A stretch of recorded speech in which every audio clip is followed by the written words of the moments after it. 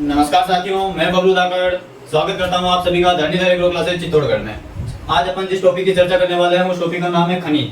खनिज के बारे में अपन चर्चा करने वाले हैं। इससे पहले खनिज के बारे में एक क्लास अपन ने देखी थी, उसके अंदर अपन ने देखा था खनिज के बारे में सामान्य परिचय देखा था और उसमें अपन ने देखा था कि खनिज का जो वर्गीकरण है वो अपन मृदा विज्ञान के सापेक्ष अपन किस प्रकार कर सकते हैं उसके बारे में देखा था। उसके बारे में अपन फटाफट रिवीजन कर लेते हैं। तो जो खनिज का जो क्लासिफिकेशन वो अपन ने 3 भागों में देखा था। पहला देखा था अपन ने उत्पत्ति के आधार पर खनिज का वर्गीकरण, दूसरा देखा था आवश्यक मात्रा के आधार पर खनिज का वर्गीकरण, तीसरा देखा था अपन ने आपेक्षिक घनत्व के आधार पर। इन सभी को अपन ने 2 भागों में डिवाइड किया था।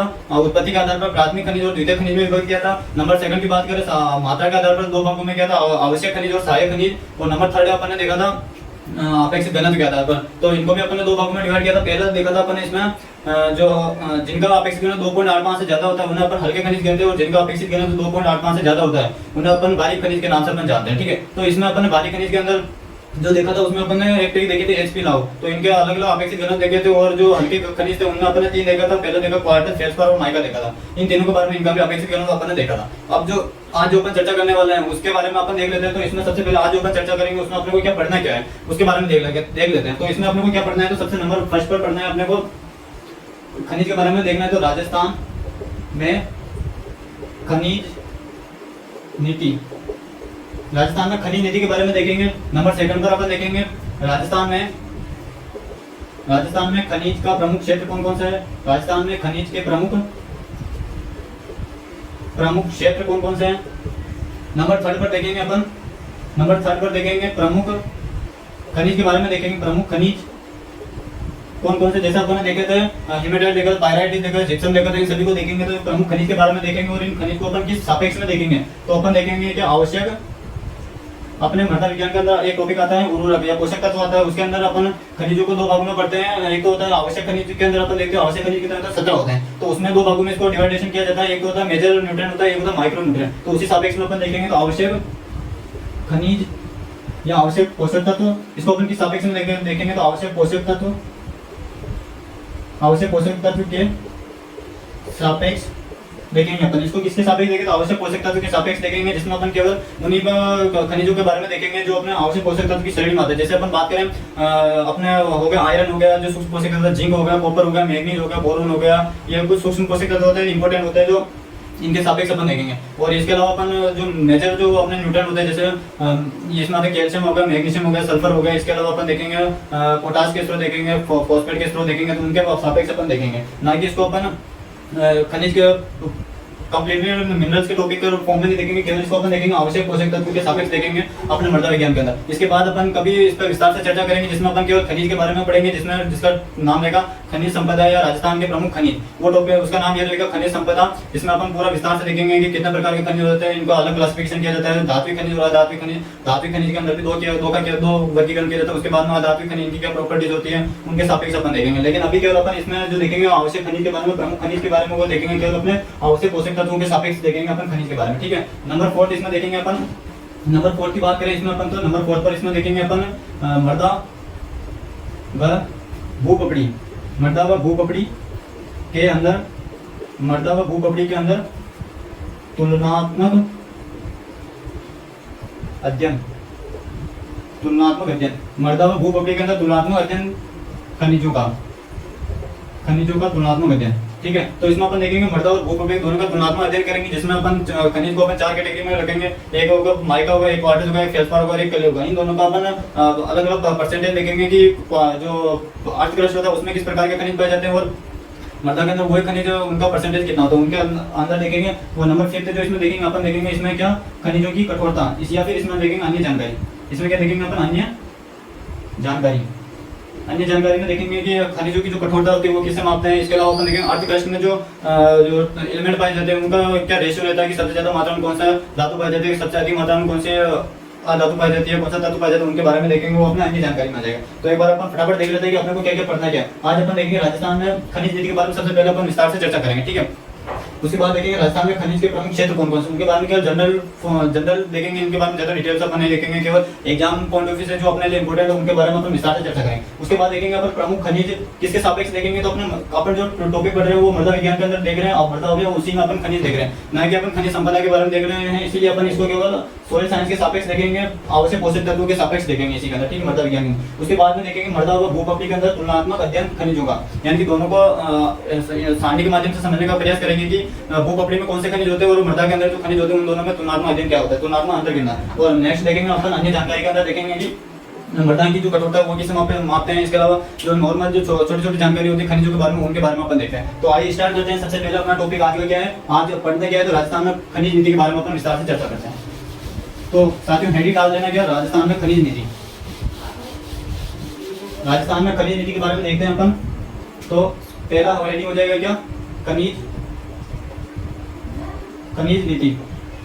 खनिज नीति की बात करें अपन तो सबसे पहले अपन अर्थ देख रहे हैं कि खनिज नीति का अर्थ क्या होता है। जैसे अपन सुन रहे हैं कि वन नीति अलग होती है, शिक्षा नीति होती है, उसी प्रकार खनिज नीति है। खनिज नीति का सीधा सा तात्पर्य ये होता है कि इसमें एक कमेटी बिठाई जाती है और कमेटी के द्वारा ये देखा जाता है कि जो भी मिनरल्स होते हैं उनका नए नए मिनरल्स की खोज की जाती है ताकि उनका अपन उत्पादन कर सके, और उसको अपन जो मिनरल्स होते हैं भूमि के अंदर आयस के रूप में पाए जाते हैं उनको निकाल कर उनका अपन प्रोसेसिंग करके उनको अपन अपने दैनिक कार्यों में अपन काम में ले सके और उनका उपभोग कर सके और अपना जीवन को अपन आसान बना सके। तो उस खनिज नीति में पूरा एक विस्तार से दिया जाता है कि इसको अपन कैसे किसी खनिज को अपन किस प्रकार खोजेंगे, उसकी सारी इसमें जानकारी होती है। तो अपन बात करते हैं खनिज नीति की। तो राजस्थान में पहली बार खनिज नीति कब आई, तो राजस्थान में पहली बार, साथियों ये क्लास बहुत ज्यादा इंपॉर्टेंट है। तो राजस्थान में पहली बार खनिज नीति कब आई थी, तो राजस्थान में जो पहली जो खनिज नीति आई थी वो कब आई थी, तो वो आई थी अपने जून, कब आई थी, तो वो जून 1978 में पहली खनिज नीति आई थी। तो राजस्थान में पहली खनिज नीति कब आई थी, तो जून 1978 के अंदर आई थी। और इस समय जो राजस्थान के जो सीएम थे वो सीएम कौन थे या मुख्यमंत्री कौन थे, तो भैरव सिंह शेखावत। राजस्थान के उस समय के जो सीएम थे वो कौन थे, भैरव सिंह शेखावत। तो उस समय राजस्थान के मुख्यमंत्री कौन थे, तो भैरव सिंह शेखावत राजस्थान के उस समय मुख्यमंत्री थे, ठीक है। तो राजस्थान में पहली बार जो खनिज नीति आई थी वो कब आई थी, 1978 में आई थी। इसका उद्देश्य क्या था, उद्देश्य इंपॉर्टेंट है। तो उद्देश्य क्या था, तो इसका जो उद्देश्य था वो था नए खनिजों की खोज करना। क्या, नए खनिजों की क्या करना, खोज करना, नए खनिजों की खोज करना इसका प्रमुख उद्देश्य था। तो इसका उद्देश्य क्या था, नए खनिजों की खोज करना बहुत ज्यादा इंपॉर्टेंट है। सीधा एग्जाम में पूछा जाता है कि राजस्थान में पहली बार खनिज नीति कब आई थी, तो वो आई थी 1978 को आई थी, जून में आई थी। उस समय जो मुख्यमंत्री थे, ये प्रश्न पूछा होगा एग्जाम में कि राजस्थान में जो पहली खनिज नीति आई थी उस समय राजस्थान के मुख्यमंत्री कौन थे, तो भैरव सिंह शेखावत उस समय राजस्थान के क्या थे, मुख्यमंत्री थे। उसके बाद में और नेक्स्ट चर्चा करेंगे अपन उसके बाद में कब खनिज नीति आई, तो उसके बाद में चर्चा करें। तो इसके बाद में कब खनिज नीति आई, तो उसके बाद में एक 1991 में आई थी, उसके बाद में 1994 में, उसके बाद में 1998 में आई थी, उसके बाद कब आई थी, 2010 के अंदर 10 के अंदर आई थी एक खनिज नीति। उसके बाद में कब आई थी, 2015 में खनिज नीति आई थी, ठीक है। तो कितनी टोटल कितनी खनिज नीतियां हो गई, पहली तो ये हो गई 1978, उसके बाद में 1991, 94, 98 और 2010 के अंदर आई थी। लेकिन उसके बाद जो 1978 के बाद में जो शुरुआती जो चारों जो ये अपने 91, 94 और 98 और ये जो चारों जो खनिज नीति है इनका कोई इतना योगदान नहीं रहा। उसके बाद में जो 2015 वाली जो खनिज नीति है ये हमारे लिए एग्जाम पॉइंट ऑफ व्यू से इंपॉर्टेंट है। इसकी चर्चा करते हैं कि इसमें क्या क्या हुआ था। तो सबसे पहले अगर स्क्रीनशॉट लेना चाहते हो तो स्क्रीनशॉट ले लो, फिर अपन आगे चर्चा करते हैं। तो उसके बाद अपन चर्चा करते हैं 2015 की जो खनिज नीति है उसके अंदर क्या क्या बातें हुई थी उसके बारे में देख लेते हैं अपन। स्क्रीनशॉट लेना चाहते हो तो स्क्रीनशॉट ले लो, फिर अपन आगे बढ़ते हैं, ठीक है। तो 2015 की जो खनिज नीति है उसके बारे में अपन देखते हैं। खनिज नीति कब की, 2015 की। तो जो ये कौन सी खनिज नीति हो गई, जो छठी खनिज नीति हो गई, क्योंकि एक 1978 के वाली हो गई, उसके बाद में 4 अपन ने देखी तो उसका कोई इतना इंपॉर्टेंस नहीं है। उसके बाद में जो छठी जो खनिज नीति आती है वो आती है 2015 वाली जो खनिज नीति वो आती है। तो ये कब आई थी, तो 2015 में आई थी। लेकिन इस समय जो राजस्थान के सीएम कौन थे, तो इस समय जो राजस्थान के जो सीएम थे वो कौन थे, तो वो वसुंधरा राजे सिंधिया थी। कौन थी, तो श्रीमती वसुंधरा राजे सिंधिया। तो उस समय की जो मुख्यमंत्री कौन थी, तो वो थी वसुंधरा राजे सिंधिया, ठीक है। अब ये एग्जैक्ट कब आई थी, तो ये आई थी 2015 के अंदर ही आई थी। लेकिन कब आई थी, तो 4 जून 2015 को ये अपना खनिज नीति आई थी, ठीक है। 4 जून 2015 को क्या हुआ था, तो दिल्ली में एक आयोजन हुआ था। कहाँ था वो आयोजन हुआ था, दिल्ली के अंदर। दिल्ली में क्या आयोजन हुआ था, तो एक कॉन्फ्रेंस का आयोजन हुआ था। उसका नाम क्या था, तो उस कॉन्फ्रेंस का नाम था अपने ambassador around table conference. Ambassador क्या था, ambassador around table, ambassador around table conference एक आयोजन हुआ, कॉन्फ्रेंस का आयोजन हुआ था दिल्ली के अंदर 4 जून को 2015 में। एम्बेसडर अराउंड टेबल कॉन्फ्रेंस का आयोजन कब हुआ था? तो 4 जून 2015 को हुआ था। और कहाँ पर हुआ था? नई दिल्ली के अंदर हुआ था। ठीक है, उसी में ये खनिज नीति पेश की गई थी। किसके द्वारा पेश की गई थी? तो श्रीमती वसुंधरा राजे के द्वारा पेश की गई थी। अब इसकी जो ये 2015 की जो खनिज नीति थी, इसके क्या क्या उद्देश्य थे या इसमें क्या क्या बातें कही गई थी? तो इसके क्या क्या उद्देश्य या बातें अपन कह सकते हैं, इसके क्या क्या बिंदु थे प्रमुख, इसके प्रमुख बिंदु क्या कहते हैं? तो इसके 5 से 6 प्रमुख इंपोर्टेंट पॉइंट है, वो अपने को पता होना चाहिए साथियों। तो इसमें जो पहला पॉइंट था, इसमें क्या किया? जो पहली बार जो इसका खनन का जो आवंटन था या खानों का जो आवंटन था, इसमें खानों का आवंटन क्या कर दिया? ऑनलाइन कर दिया। खानों का आवंटन क्या कर दिया? ऑनलाइन कर दिया गया था। इसमें पहली बार राजस्थान में या पूरे भारतवर्ष की बात करें तो राजस्थान एक ऐसा इकलौता देश था, पहली बार खानों का जो आवंटन था या खानों का जो डिस्ट्रीब्यूशन किया गया था वो ऑनलाइन किया गया था। तो इसमें पहली बार खानों का आवंटन ऑनलाइन किया गया था। नंबर सेकंड की बात करें तो नंबर सेकंड इसका मेन पॉइंट क्या था? तो ग्रामीण व युवाओं को रोजगार देना, यानी कि नए जैसे जैसे अपने को नए खनिज का भंडारण का पता चलता तो उसमें क्या किया गया? इसमें दूसरा था ग्रामीण व युवाओं को रोजगार देना, इसका प्रमुख लक्ष्य रहा था। ठीक है, नंबर 3 की बात करें तो नंबर 3 में क्या था? जो अपन जानते हैं, जहाँ पर भी खनिज का भंडारण के बारे में पता चलता है तो वहाँ पर अवैध खनन होता है। तो अवैध खनन को रोकने के लिए इसमें क्या किया? जो पहले जो खनिज नीति थी उसमें केवल 2 साल की सजा होती थी अवैध खनन के लिए। क्या अवैध खनन है तो क्या किया था? क्या पहले 2 साल की सजा थी, तो इसको 2 साल से बढ़ाकर कितना कर दिया? 5 साल। 2 साल से बढ़ाकर कितना कर दिया? 5 साल कर दिया गया इसमें। 2 साल से बढ़ाकर 5 साल की सजा कर दी गई। और नंबर सेकंड इसी में क्या किया गया था? पहले अगर अवैध खनन होता था तो उसमें कितने केवल 25,000 रुपए का क्या जुर्माना लगता था, लेकिन इसमें 25,000 से बढ़ाकर कितना? 5 लाख का जुर्माना कर दिया। 5 लाख जुर्माना कर दिया गया था। तो नंबर 3 पॉइंट तो हो गया कि अवैध खनन है तो 2 साल जो सजा का प्रावधान था वो 2 साल से बढ़ाकर 5 साल सजा कर दी, 5 साल सजा का प्रावधान कर दिया गया। ठीक है, नंबर सेकंड 25,000 जुर्माना था, 25,000 से बढ़ाकर जुर्माने को क्या कर दिया था? 5 लाख कर दिया था। नंबर 4 की बात करें तो इसमें जो खनन जितने भी जो खाने थी या माइंस थी उनमें क्या किया गया था? उनका जो लॉक टाइम पीरियड था, यानी कि नंबर 4 की बात करें तो नंबर 4 हो जाएगा इसमें क्या? नंबर 4 की बात करें साथियों उसके बाद अपन चर्चा कर रहे थे नंबर 3 तक अपन ने देखा था कि जो 2015 की जो वर्तमान में खनिज नीति थी उसमें 3 बिंदु कौन से थे? पहला था इसमें खानों का आवंटन कैसे कर दिया गया? ऑनलाइन कर दिया गया। और ग्रामीण में युवाओं को रोजगार देना, इसका दूसरा लक्ष्य रखा गया। नंबर 3 था इसमें जो भी अवैध खनन करता था उसमें क्या किया गया? जब पहले सजा का प्रावधान 2 साल था उसको बढ़ाकर 5 साल कर दिया गया। और जुर्माने के रूप में 25,000 रुपए पहले जुर्माना था, तो इसे वर्तमान खनिज नीति में इस जुर्माने को बढ़ाकर 25,000 से बढ़ाकर तो 5 लाख रुपए कर दिया। अब इसके बाद में नंबर 4 की बात करें तो इसमें जो खानों का जो क्या था? इसमें खानों का जो लॉक इन पीरियड जो था वो कितना साल कर दिया? 2 वर्ष का कर दिया गया था। 2 वर्ष का कर दिया गया। अब ये जो शब्द है लॉक इन पीरियड, तो खानों का जो लॉक इन पीरियड वो 2 साल कैसे कर दिया गया? तो यानी कि खानों का आवंटन होने के बाद में उसको केवल 2 साल तक वो आदमी अपने पास रख सकता है, उसके बाद वो खनन कार्य कर सकता है, लेकिन 2 साल बाद फिर से उनका ऑनलाइन आवंटन होगा, किसी और के पास में जा सकती है। तो इसका जो टाइम पीरियड था खानों का वो 2 साल कर दिया था। इससे क्या फायदा हुआ? तो इस पर जो अवैध खनन होता था इस पर काफी हद तक इस पर रोक लगा दी गई, क्योंकि अगर इस खनिज नीति से पहले की जो जितनी भी जो खनिज नीति थी उसमें क्या होता था? एक बार आवंटन होने के बाद में जो खान होती थी वो माइन होती थी वो अपने पास 5 से 10 साल तक रहती थी, जिससे अपन उसमें अवैध खनन बहुत ज्यादा होता था। इसी को रोकने के लिए इस खनिज नीति में इसका जो खानों का जो लॉक इन पीरियड था वो कितने वर्ष का कर दिया गया था? 2 वर्ष का कर दिया गया। तो 4 बिंदु तो ये अपने लिए इंपॉर्टेंट हो गया। अब उसके बाद में अपन 5 पॉइंट की बात करें तो इसमें 3 हेरिटेज को घोषित किया गया था। खनिज नीति में कितने 3 हेरिटेज को घोषित किया गया था। तो उसमें उसकी बात करें तो 3 हेरिटेज कौन कौन से थे? तो ये तो अपने लिए इंपोर्टेंट है, नहीं आपने लिख लिया होगा ये तो। अब अपन इसमें नंबर 5 की बात करें इसमें तो नंबर 5 में क्या किया? 3 हेरिटेज घोषित किया। 3 हेरिटेज का अर्थ क्या होता है? हेरिटेज का जो अर्थ होता है वो होता है कि किसी भी संभावना में वहां पर या तो प्राकृतिक संसाधन होंगे जो वहां पर बहुत ज्यादा पाए जाते हैं। तो राजस्थान में कितने 3 हेरिटेज घोषित किए गए थे। पहला जो हेरिटेज था उसका नाम क्या था? अरावली। क्या नाम था उसका? अरावली था। नंबर 2 की बात करें तो नंबर 2 था पश्चिमी राजस्थान। और नंबर 3 की बात करें तो नंबर 3 किसको घोषित किया गया था?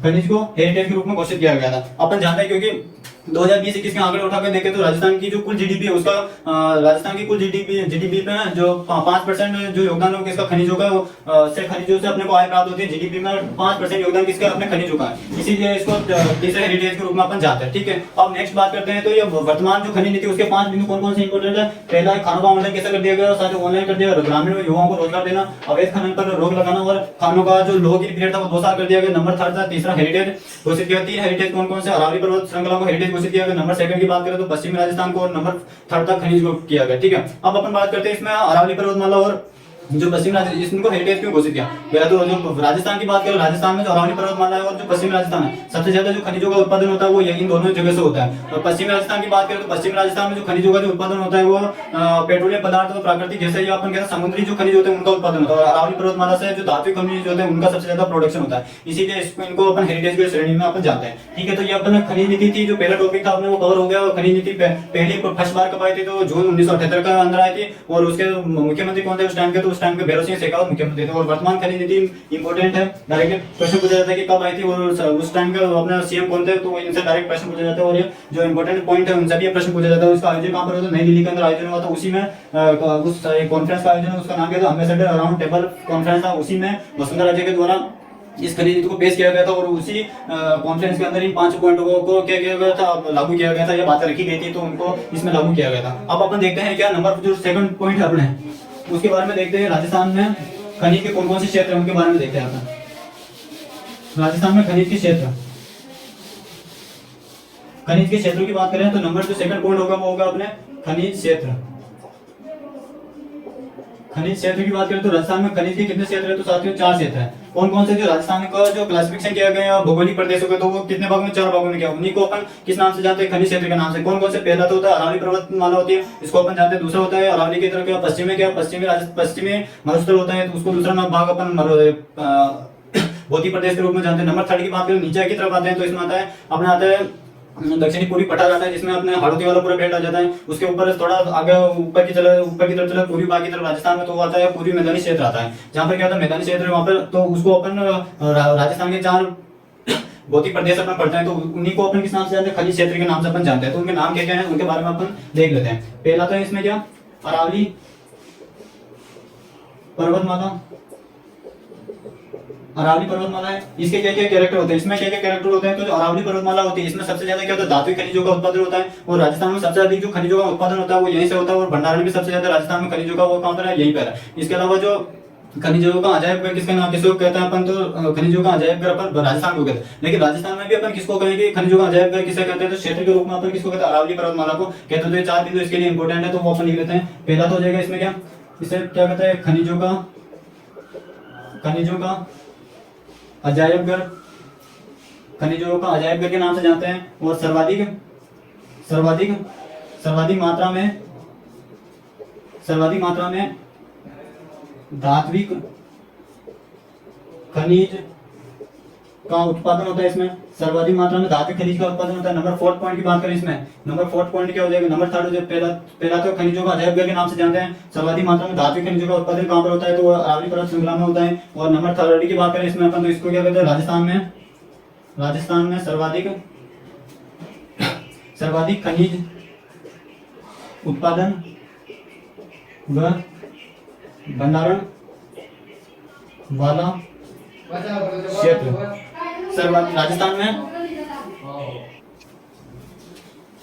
तो इसमें 3 पॉइंट इंपॉर्टेंट है, कौन कौन से। पहला क्षेत्र होता है अरावली पर्वतमाला होती है, जिसमें इसको खनिजों का अजायब घर के नाम से अपन जानते हैं। सर्वाधिक मात्रा में धात्विक खनिज का उत्पादन होता है। धात्विक खनिज कौन से होते हैं, जिसमें जो धातु होते हैं जैसे आयरन हो गया, जिंक हो गया, कॉपर हो गया, मैग्नीज हो गया, सोना हो गया, चांदी हो गया, ये सारी क्या होती है, धातुएं होती है। और धातुओं का जो जितना भी प्रोडक्शन होता है, जो अयस्क रूप में जो जमीन से खोद के निकाला जाता है, वो अरावली पर्वत श्रृंखला से निकाला जाता है। जैसे अपन जिंक की बात करें तो जिंक का जो सबसे ज्यादा उत्पादन होता है वो अपन देखते हैं उदयपुर वाले क्षेत्र में होता है। तो उदयपुर में अपन जानते हैं क्या, हिंदुस्तान जिंक लिमिटेड देवारी के अंदर एक संयंत्र लगा हुआ। चित्तौड़ के अंदर देखें तो चित्तौड़ भी अरावली श्रृंखला के अंदर आता है, तो चंदेरिया के अंदर भी उसका संयंत्र लगा हुआ है। इसके अलावा अपन आयरन की बात करें तो आयरन का सबसे ज्यादा उत्पादन जयपुर के अंदर होता है। तो जयपुर के अंदर सबसे ज्यादा अरावली पर्वत श्रृंखला भी पाई जाती है। तो इसके अलावा और अपन उदयपुर में हो गया। इसके अलावा और अपन बात करें कॉपर की बात करें तो कॉपर का जो उत्पादन होता है, वो कॉपर का उत्पादन जो होता है वो सबसे ज्यादा कहां पर होता है, तो कॉपर का उत्पादन अपने उदयपुर में होता है। इसके अलावा अपने अलवर हो गया। तो ये पूरी जो श्रृंखला होती है कौन सी, लगभग 10 से 12 जिले आते हैं जिसमें अरावली पर्वत श्रृंखला के अंदर। तो अरावली पर्वत श्रृंखला के अंदर सबसे ज्यादा किन का धातु खनिजों का उत्पादन होता है। नेक्स्ट बात है राजस्थान में सर्वाधिक खनिज उत्पादन कहां पर होता है, तो सर्वाधिक खनिज उत्पादन भी यहीं पर होता है और भंडारण भी यहीं पर होता है, ठीक है। उसके बाद में अपन आगे बढ़ते हैं। जो नंबर सेकंड है अपने, नंबर सेकंड का नाम है क्या, नंबर सेकंड है अपने पश्चिमी राजस्थान या पश्चिमी मरुस्थल। क्या हो जाएगा, पश्चिमी राजस्थान या पश्चिमी मरुस्थल, ये हो जाएगा क्या, दूसरा हो जाएगा पश्चिमी मरुस्थल क्षेत्र। पश्चिमी मरुस्थल क्षेत्र होता है। इसकी बात करें तो ये क्या होता है, तो इसमें क्या दो बिंदु याद रखना है अपने को। पहला याद रखना है इसमें अपने को सर्वाधिक अधात्विक खनिज का उत्पादन। अगर आपसे पूछे सर्वाधिक अधात्विक खनिज का उत्पादन कहां पर होता है, तो वो हो जाएगा अपना पश्चिमी राजस्थान हो जाएगा। लेकिन ये पूछे कि सर्वाधिक धात्विक खनिज का उत्पादन कहां पर होता है, तो अरावली पर्वतमाला का जो क्षेत्र होता है वहां पर होता है। नंबर सेकंड पॉइंट की बात करें तो इसमें जो ये अधात्विक खनिज निकलते हैं वो किस प्रकार के खनिज होते हैं, तो इसमें इस क्षेत्र में या इसमें समुद्री खनिज का उत्पादन होता है। समुद्री खनिज कौन कौन से होते हैं, जैसे आपने जितने भी पेट्रोलियम पदार्थ हो गए जिसमें पेट्रोल, डीजल, गैसोलीन हो गया, केरोसिन हो गया, ये सारे निकलते हैं। प्राकृतिक गैस हो गई, मीथेन हो गई, ये कोयला हो गया, ये सारे कहां से निकलते हैं, अपने जमीन से, समुद्र के अंदर से निकलते हैं। और अपन जानते हैं कि जो मरुस्थल है वो मरुस्थल किसका अवशेष है, तो वो 33 सागर का अवशेष है। पहले यहाँ पर पानी था, समुद्र था, वहां पर फिर धीरे धीरे चट्टानें विकसित हुआ, अरावली पर्वत श्रृंखला बनी और मरुस्थल का निर्माण हुआ। तो इसमें जो पश्चिमी मरुस्थल क्षेत्र में जो खनिजों का अधात्विक खनिज निकलते हैं वो किस फॉर्म में निकलते हैं, तो वो समुद्री खनिज का उत्पादन होता है इसमें। तो ये हमारे लिए 2 पॉइंट इसमें इंपॉर्टेंट है। नंबर थर्ड क्षेत्र की बात करें अपन तो उस क्षेत्र का नाम है क्या, दक्षिणी पूर्वी पठारी क्षेत्र। दक्षिणी पूर्वी पठारी क्षेत्र की बात करें तो इसमें क्या आता है, तो इसमें अपना जो पूरा जो हाड़ौती वाला जो क्षेत्र होता है वो आ जाता है। जो इसका जो निर्माण होता है वो किससे होता है, ज्वालामुखी से इसका निर्माण होता है। तो यहाँ पर कौन सी मिट्टी पाई जाती है, काली मिट्टी पाई जाती है। तो यहाँ पर भी कौन से खनिज का उत्पादन होता है, तो यहाँ पर धात्विक खनिज का उत्पादन होता है। कौन से खनिज का, धात्विक खनिज का उत्पादन होता है। और धात्विक खनिज में भी कौन सा होता है, तो एल्यूमिनियम का जो ऑक्साइड होता है, एल्यूमिनियम ऑक्साइड, जैसे कि बात करें अपन गिब्साइड की बात करें तो जो एल्यूमिनियम के जो ऑक्साइड होते हैं उनका प्रोडक्शन कहां से होता है, तो दक्षिणी पूर्वी पठारी क्षेत्र होता है, जो हाड़ौती वाला जो क्षेत्र होता है वहां पर एल्यूमिनियम ऑक्साइड है। उसमें एल्यूमिनियम ऑक्साइड में क्या हो जाएगा, गिब्साइड, तो इसका उत्पादन ज्यादा होता है। नंबर 4 की बात करें तो नंबर 4 हो जाएगा अपने क्या, नंबर 4 जो क्षेत्र हो जाएगा वो हो जाएगा अपने पूर्वी मैदानी क्षेत्र। पूर्वी मैदानी क्षेत्र की बात करें तो पूर्वी मैदानी क्षेत्र में क्या होता है, ये खनिज की दृष्टि से क्या है, पिछड़ा हुआ। तो ये हो जाएगा कि खनिज दृष्टि से पिछड़ा, खनिज की दृष्टि से क्या है, पिछड़ा हुआ है। तो ये अपने लिए चारों क्षेत्र इंपॉर्टेंट है। कौन कौन से, एक बार फटाफट क्यों रिवीजन कर लेते हैं। पहला था अरावली पर्वत श्रृंखला, 3 पॉइंट इंपॉर्टेंट। सबसे अधिक धात्विक खनिज का उत्पादन कहां से होता है, तो अरावली श्रृंखला से होता है। अरावली को क्या कहा जाता है, खनिजों का अजायब घर के नाम से अपन जानते हैं। नंबर 3 की बात करें, सबसे अधिक खनिजों का उत्पादन कहां पर होता है, तो वो भी अरावली, और सबसे ज्यादा खनिजों का भंडारण कहां पर, वो भी क्या, अरावली मिलेगा। नंबर 2 पर थोड़ा और आगे बढ़े अपन तो इसमें आता है कि पश्चिमी राजस्थान आता है या पश्चिमी मरुस्थल आता है। तो इसमें 2 पॉइंट इंपॉर्टेंट है। पहला हो जाएगा इसमें क्या जाएगा, सर्वाधिक अधात्विक खनिज का उत्पादन कहां पर होता है, पश्चिमी मरुस्थल में होता है। और जो ये खनिज निकलते हैं वो किस फॉर्म में निकलते हैं, तो इसमें समुद्री खनिजों का उत्पादन सबसे ज्यादा होता है। समुद्री खनिज कौन कौन से, जैसे होगा पेट्रोलियम पदार्थ हो गया जिसमें पेट्रोल, डीजल, गैसोलीन हो गया, केरोसिन हो गया, इसके अलावा अपने मीथेन हो गया, कोयला हो गया, ये सारे इसमें किसमें आते हैं, अपने समुद्री खनिज के अंतर्गत आते हैं। तो इसमें सबसे ज्यादा इसी का प्रोडक्शन होता है अपना, ठीक है।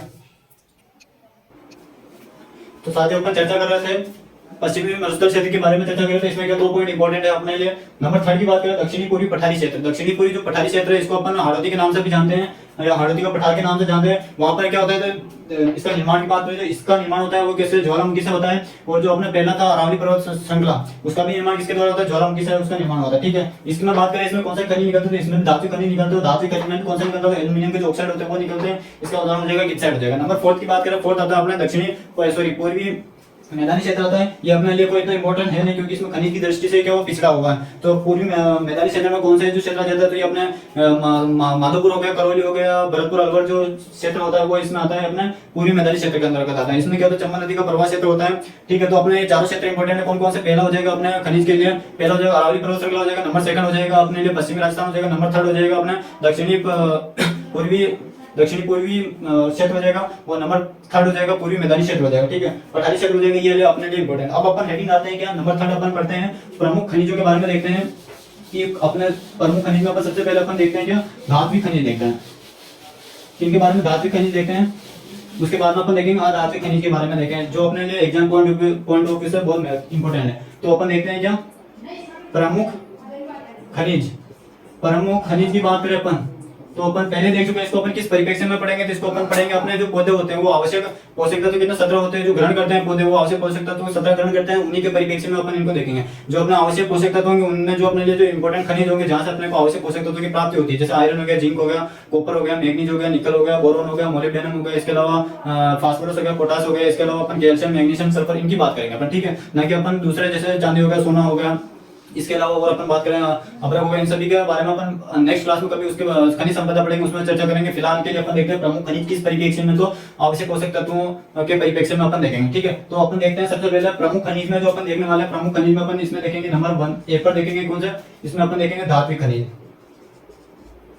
धात्विक खनिज, धात्विक खनिज के बारे में देखेंगे। अब धात्विक खनिज में अपने को इसमें देखना क्या है कि अपन शुरुआत से देखते आ रहे हैं कि अपने को कोई भी अपन टॉपिक डालते हैं तो उसमें सबसे पहले अपन देखते हैं अपने को पढ़ना क्या होता है। तो इसी प्रकार अपन प्रमुख खनिज में अपन धात्विक खनिज पढ़ेंगे, इसमें सबसे पहले अपने को पढ़ना क्या है। तो इसमें अपने को 3 से 4 चीजें देखनी होगी। पहला अपने को अयस्क का नाम पता होना चाहिए और अयस्क के प्रकार, यानी कि जो भी अपन अयस्क पढ़ रहे हैं, जैसे लोहा अयस्क पढ़ रहे हैं तो लोहे की प्राप्ति कहां से होती है, लोहा अयस्क कहां से अपने को खनिज के रूप में मिलता है, उसको अपन फिर उसमें से अपन आयरन को पृथक करके अपन उसको अपने काम में ले सकते हैं। तो वो उसके बाद में उसका उत्पादन क्षेत्र के बारे में अपने को पता होना चाहिए। तो अपन ये 3 से 4 चीजों के बारे में पढ़ेंगे। तो सबसे इसमें अपने को क्या क्या चीजें पढ़नी पड़ेगी, तो इसमें अपने को पहला तो नाम पता होना चाहिए, नाम पता होना चाहिए। उसके बाद में उसका अयस्क का नाम, अयस्क का नाम पता होना चाहिए। नंबर 3 की बात करें, नंबर 3 उत्पादन क्षेत्र के बारे में बात करेंगे। किसके बारे में, उत्पादन क्षेत्र के बारे में अपने को 3 चीजें अपने को पता होनी चाहिए। कौन कौन से जिसके बारे में पढ़ रहे हैं, उसका नाम, उसका अयस्क का नाम क्या है और उत्पादन क्षेत्र के बारे में। तो अब स्टार्ट करते हैं अपन अपना पहला धात्विक खनिज जिसका नाम है सबसे इंपॉर्टेंट है और वो उसका नाम है क्या, लौह अयस्क। क्या नाम है उसका, लौह अयस्क।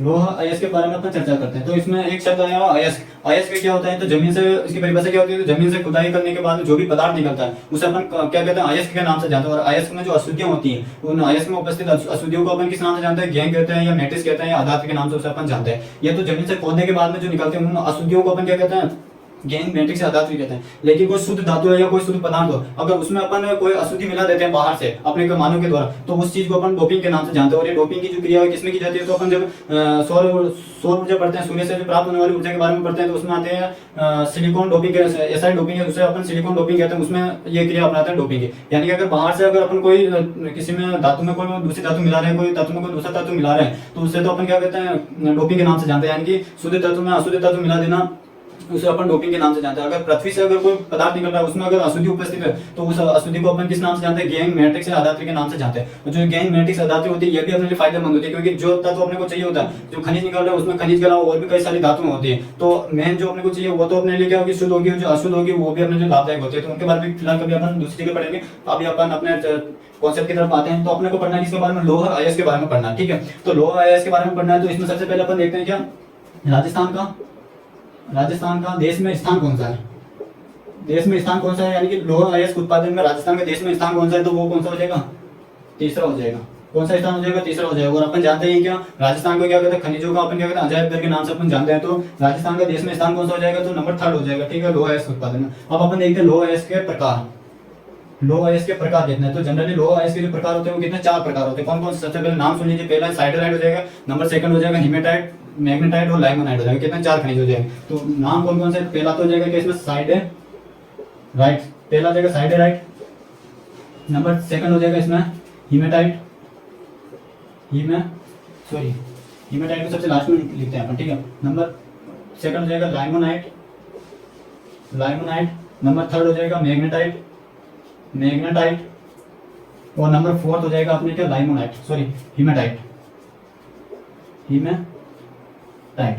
कौन कौन से हो जाएगा, पहला हो जाएगा अपने साइडराइट हो जाएगा, नंबर 2 हो जाएगा लाइमोनाइट हो जाएगा, नंबर 3 हो जाएगा अपने लिए मैग्नेटाइट, नंबर 4 हो जाएगा हीमेटाइट हो जाएगा। अब इनके अपन सूत्र की बात करें तो साइडराइट का जो सूत्र होता है वो क्या होता है, साइडराइट का सूत्र होता है अपने FeCO3, इसका क्या होता है, सूत्र होता है, ठीक है। लाइमोनाइट की बात करें या हीमेटाइट की बात करें, इसका सूत्र होता है Fe2O3, इसका सूत्र होता है। मैग्नेटाइट की बात करें तो मैग्नेटाइट का सूत्र होता है Fe3O4, इसका सूत्र। लाइमोनाइट की बात करें इसका सूत्र होता है Fe2O3.3H2O, इसका क्या होता है, सूत्र होता है, ठीक है। ये तो अपन ने जनरल इसकी बात की, ठीक है। अब अपन बात करते हैं कि साइडराइट के क्या कैरेक्टर होते हैं, उसके बाद में अपन हीमेटाइट के इनके कुछ कैरेक्टर देखते हैं, ठीक है। इसमें अपन देखते हैं क्या साइटेराइड के क्या कैरेक्टर होते हैं, जो जलमग्न मृदा होती है, यानी कि जहाँ पर पानी अधिक होता है, दलदली जो मृदा होती है, वहां पर किस खनिज की प्रधानता होती है, तो वहां पर साइटेराइड खनिज की प्रधानता होती है। तो जलमग्न मृदा में उपस्थित, तो सीधा सा प्रश्न क्या पूछा जाता है, तो सीधा सा प्रश्न आता है कि जलमग्न मृदाओं में कौन सा खनिज की प्रधानता होती है, या जलमग्न मृदाओं में किस खनिज कौन सा खनिज पाया जाता है, तो उसका नाम क्या हो जाएगा साइटेराइड। इसको रासायनिक सूत्र क्या होता है FeCO3 होता है। और इससे 3 प्रश्न बनते हैं। पहला प्रश्न तो ये बनेगा जलमग्न मृदाओं में कौन सा खनिज उपस्थित होता है, तो साइटेराइड हो जाएगा। नंबर सेकंड बनता है कि जलमग्न मृदाओं में कौन से सूक्ष्म पोषक तत्व की अधिकता होती है। अब इसको अपन किस परिप्रेक्ष्य में पढ़ रहे हैं, तो अपन पढ़ रहे हैं आवश्यक पोषक तत्वों के परिप्रेक्ष्य में पढ़ रहे हैं पौधों के। तो वही प्रश्न बनना है कि जलमग्न मृदाओं में कौन से सूक्ष्म पोषक तत्व की प्रधानता होती है, तो वो हो जाएगा कि आयरन होगा। अगर यही प्रश्न घुमा के पूछ लिया जाए कि जलमग्न मृदाओं में किस सूक्ष्म पोषक तत्व की कमी होती है, तो उसका नाम क्या हो जाएगा जिंक हो जाएगा। दोनों प्रश्न हमारे लिए इंपॉर्टेंट है, पूछा जाता है एकदम, ठीक है। नेक्स्ट बात करते हैं यहाँ पर अपन ये इन चारों खनिजों में सबसे उच्च क्वालिटी का जो खनिज होता है लोहा अयस्क में, वो कौन सा होता है, तो वो होता है अपने मैग्नेटाइट। मैग्नेटाइट होता है जो सबसे उच्च क्वालिटी का होता है, तो उच्च क्वालिटी का या उच्च गुणवत्ता युक्त होता है, उच्च गुणवत्ता युक्त होता है, उच्च गुणवत्ता युक्त होता है, उसका नाम क्या है मैग्नेटाइट हो जाएगा, ठीक है। अब अपन बात करते हैं ये, तो अगर खनिजों में पूछे लोहा अयस्क में सबसे उच्च गुणवत्ता युक्त खनिज कौन सा है, तो वो हो जाएगा अपने मैग्नेटाइट हो जाएगा, ठीक है। अब अपन नेक्स्ट बात करते हैं साथियों, राजस्थान में किस खनिज का उत्पादन होता है, तो राजस्थान में किस खनिज का उत्पादन होता है, तो वो हीमेटाइट होता है। तो राजस्थान में सर्वाधिक उत्पादन, तो आपसे प्रश्न पूछेगा कि राजस्थान में लोहा अयस्क में सबसे ज्यादा किस खनिज का उत्पादन होता है, तो वो हो जाएगा अपने लिए हीमेटाइट हो जाएगा, ठीक है। इसी खनिज को क्या कहते हैं, इसी खनिज का दूसरा नाम क्या होता है, तो इसका नाम होता है कि प्राकृतिक अयस्क कहते हैं। इसको क्या कहते हैं, प्राकृतिक अयस्क के नाम से इसे अपन जानते हैं। तो इसका दूसरा नाम होता है कि प्राकृतिक अयस्क होता है। एक प्रश्न और पूछा जाता है कि जो हीमेटाइट होता है इसमें लोहा तत्व की कितनी मात्रा होती है, तो इसमें जो लोहा तत्व की मात्रा कितनी हो जाएगी, तो लोहा तत्व कितना पाया जाता है, तो इसमें जो लोहा तत्व होता है वो लगभग 65% पाया जाता है। कितना 65% इसमें लोहा तत्व पाया जाता है। तो चारों पॉइंट इंपॉर्टेंट है। कितना प्रकार का लोहा है, तो साइटेराइड हो जाएगा, जलमग्न मृदाओं में उपस्थित होता है। 3 बिंदु इसमें बता दिया। मैग्नेटाइट उच्च क्वालिटी का होता है। हीमेटाइट की बात करें तो राजस्थान में सबसे अधिक उत्पादन होता है लोहा अयस्क में। प्राकृतिक अयस्क इसका दूसरा नाम होता है। और लोहा तत्व की कितनी मात्रा होती है, तो 65% इसमें लोहा तत्व की मात्रा इसमें उपस्थित होती है। उसके बाद अपन इसमें साथ चर्चा करें अगले बिंदु की। तो अगला बिंदु इसमें हो जाएगा अपने पहला हो गया लोहा अयस्क हो गया, दूसरा बिंदु अपन ने देख लिया अयस्क का नाम देख लिया चारों के बारे में। उसके बाद में देखते हैं अपन उत्पादन क्षेत्र के बारे में देखते हैं। तो उत्पादन क्षेत्र के बारे में अपन चर्चा करते हैं। तो स्क्रीनशॉट लेना चाहते हो तो स्क्रीनशॉट ले लो, फिर अपन इसमें देखते हैं उत्पादन क्षेत्र के बारे में देखते हैं। तो लोहा अयस्क के बारे में देखते हैं अपन। अब इसमें देखते हैं अपन इसका उत्पादन क्षेत्र कौन कौन सा है। उत्पादन क्षेत्र की बात करें अपन इसमें, तो इसका जो उत्पादन क्षेत्र होगा वो हो जाएगा इसमें इसका उत्पादन क्षेत्र की बात करें तो उत्पादन क्षेत्र कौन कौन सा हो जाएगा। तो नंबर फर्स्ट तो हो जाएगा, सबसे पहले मैं केवल 3 डिस्ट्रिक्ट के नाम बता रहा हूँ, और भी कई सारे उनके बारे में भी अपन खनिज संपदा पढ़ेंगे तब देखेंगे। तो पहला तो हो जाएगा इसमें क्या जयपुर, क्या हो जाएगा जयपुर हो जाएगा। नंबर सेकंड हो जाएगा इसमें क्या उदयपुर। और नंबर थर्ड हो जाएगा इसमें क्या भीलवाड़ा। नंबर थर्ड क्या हो जाएगा भीलवाड़ा हो जाएगा, ठीक है। अब इनके बारे में अपन बात करते हैं। अगर राजस्थान में पूछे राजस्थान में सबसे ज्यादा लोहा अयस्क खनिज का उत्पादन किस जिले में होता है, तो वो क्या हो जाएगा जयपुर हो जाएगा। तो सबसे ज्यादा प्रोडक्शन कहाँ पर होता है लोहा अयस्क का, तो सबसे ज्यादा प्रोडक्शन कहाँ होता है जयपुर के अंदर होता है। जयपुर में भी कौन सा स्थान है, तो जयपुर में भी 3 स्थान है। कौन कौन से, तो तीनों के नाम हो जाएगा। एक होता है चोमू, एक होता है चिपलाटा, एक होता है दो अपने लिए इंपॉर्टेंट है। कौन कौन से, एक तो हो जाएगा चोमू, एक हो जाएगा चिपलाटा। क्या हो जाएगा चोमू और चिपलाटा हो जाएगा। अब इसके बाद में अपन नेक्स्ट बात करते हैं क्या, एक हो जाएगा क्या चोमू और चिपलाटा हो जाएगा। उसके बाद में अपन बात करें एक और कौन हो जाएगा, तो मोरिजा भानोला हो जाएगा। क्या हो जाएगा, एक तो हो जाएगा चोमू हो जाएगा, एक हो जाएगा अपने चिपलाटा, और एक हो जाएगा अपने क्या मोरिजा भानोला चोमू चिपलाटा। इसको याद रखने का ये तरीका, मोरिजा भानोला चोमू चिपलाटा। साथियों मेरे साथ साथ में इसको याद करने का कोशिश कीजिए। जयपुर में सबसे ज्यादा प्रोडक्शन होता है लोहा इसका याद कैसे रखें, तो मोरिजा भानोला चोमू चिपलाटा, इसको अपन इस प्रकार याद रखेंगे। अब अपन उदयपुर की बात करते हैं। उदयपुर में कहाँ पर है, तो उदयपुर में एक तो हो जाएगा अपने कौन से नाथरा की पाल। कौन से हो जाएगा उदयपुर में, क्या हो जाएगा मैं इधर लिख देता हूँ। एक तो हो जाएगा कि नाथरा की पाल, एक तो हो जाएगा क्या नाथरा की पाल, और एक हो जाएगा अपने थुरहुंडेर। क्या हो जाएगा थुरहुंडेर। एक तो हो जाएगा कि नाथरा की पाल हो जाएगा, साथ में इंपॉर्टेंट नाथरा की पाल, एक हो जाएगा थुरहुंडेर। नेक्स्ट बात करते हैं किसकी, भीलवाड़ा की बात करें तो भीलवाड़ा में हो जाएगा अपने एक तो हो जाएगा क्या पूर्व बानेड़ा, और एक हो जाएगा बागोर। एक हो जाएगा क्या पूर्व बानेड़ा और दूसरा हो जाएगा बागोर। क्या हो जाएगा, एक तो हो जाएगा पूर्व बानेड़ा और दूसरा हो जाएगा बागोर। पूर्व बानेड़ा और बागोर, इसको थोड़ा ऊपर लिख दे रहा हूँ मैं जो अपने, क्या हो जाएगा पूर्व बानेड़ा और दूसरा हो जाएगा बागोर, और बानेड़ा और बागोर हो जाएगा। तो जयपुर में होता है सबसे ज्यादा प्रोडक्शन मोरिजा, बानोला, चोमू, चिपलाटा। उदयपुर की बात करें तो नाथरा की पाल और हो जाएगा थुरुंडेर, और भीलवाड़ा की बात करें तो भीलवाड़ा में हो जाएगा पूर्व बानेड़ा और बागोर हो जाएगा। ठीक है, अब इसके नवीनतम भंडार की बात करें तो नवीनतम भंडार भी कहाँ मिला है, भीलवाड़ा के अंदर मिला है। तो नवीनतम भंडार भी कहाँ पर मिला है, तो इसके नवीनतम भंडार भी भीलवाड़ा में मिला है। कौन से गांव में मिला था, जीवों का गांव का नाम हो जाएगा ये जीवों का खेड़ा। जीवों का खेड़ा से लेकर कहाँ पे हो जाएगा, तो उज्जैड़ा तक हो जाएगा। कहाँ पर हो जाएगा, उज्जैड़ा एक गांव का नाम है, वहां तक। तो नवीनतम भंडार भीलवाड़ा में मिला है। भीलवाड़ा में भी कौन से गांव में, तो जीवों का खेड़ा से लेकर कहाँ तक, उज्जैड़ा तक। ठीक है, ये तो इसकी तथ्यात्मक जानकारी हो। अब थोड़ा और अपन डीपली अंदर चले तो इसका जो टोटल एरिया है, कितना एरिया में मिला, तो ये मिला है अपने को कितना 250 किलोमीटर जो एरिया है वहां पर मिला है। ठीक है, और यहाँ पर क्या इसके प्रोडक्शन के लिए संयंत्र भी लगाया गया है जिसका नाम है लौह अयस्क संयंत्र। क्या नाम हो जाएगा, लौह अयस्क संयंत्र। क्या नाम है उसका, लौह अयस्क संयंत्र इसका नाम है, लौह अयस्क संयंत्र इसका नाम हो जाएगा। ठीक, क्या नाम है, लौह अयस्क संयंत्र। अब इसमें बात करते हैं जो लौह अयस्क संयंत्र वो किन किन के द्वारा लगाया गया है। ठीक है साथियों, तो ये 3 के द्वारा लगाया गया है। नंबर फर्स्ट की बात करें तो ये तो हो जाएगा क्या, नाथरा पाल और थुरुंडेर।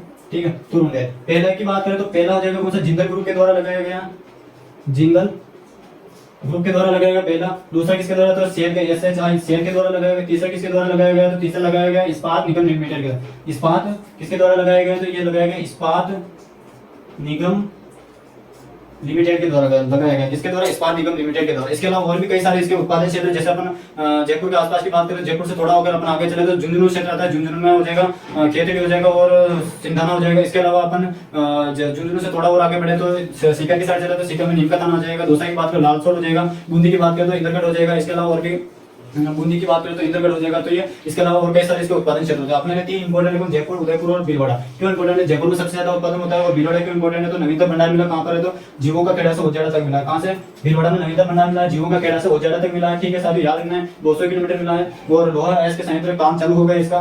कौन कौन से, तो जिंदल ग्रुप के द्वारा। किस किस के द्वारा कार्य किया जा रहा है, तो जिंदल ग्रुप के द्वारा, शेयर के द्वारा और इस्पात निगम लिमिटेड के द्वारा किया जाएगा। अगर एग्जामिनर क्वेश्चन पूछेगा तो इतना डीपली वो नहीं जाएगा, डायरेक्टली एग्जाम में क्वेश्चन आएगा तो वो ये आएगा, तो खनिज उत्पादन में राजस्थान का कौन सा लोहा है, इसमें तो तीसरा स्थान है। उसके प्रकार में से पूछ लेगा कौन सा बेस्ट है, वो कौन सा कहाँ पर पाया जाता है वो पूछेगा। और अगर अंदर जाएगा तो वो इन्हीं में से पूछेगा। और अगर याद रखने को तो बहुत सारी चीजें हैं, लेकिन अपने को केवल इतना सा पढ़ना है कि एग्जाम पॉइंट ऑफिसर अपने को केवल एग्जाम के अंदर केवल अपने को केवल काला बोला करके आना है। वो बोला सही हो गया तो अपने एग्जाम में क्वालिफाई कर जाएंगे। नेक्स्ट अब अपन दूसरा पढ़ते हैं। तो अपने पहला पढ़ लिया कौन सा लोहा है, इसके पढ़े स्क्रीनशॉट लेना चाहते हो स्क्रीनशॉट ले लो, फिर अपन आगे बढ़ते हैं। अब अपन इसमें देखते हैं किसके बारे में, जिंक अयस्क के बारे में देखते हैं। किसके बारे में, जिंक। लो अयस्क हो गया, अपने जिंक के बारे में देख लेते हैं। जिंक अयस्क के बारे में देख लेते हैं। आप इनका कुछ वो है नहीं। अब धातु खनिज में अपना पहला हो गया क्या, लो अयस्क हो गया। नंबर सेकंड की बात करें अपन तो नंबर सेकंड हो जाएगा अपने क्या, जिंक अयस्क। जिंक अयस्क, जिंक के साथ में अपन सीसा भी देख लेते हैं। इसको क्या बोलते हैं, सीसा जस्ता अयस्क।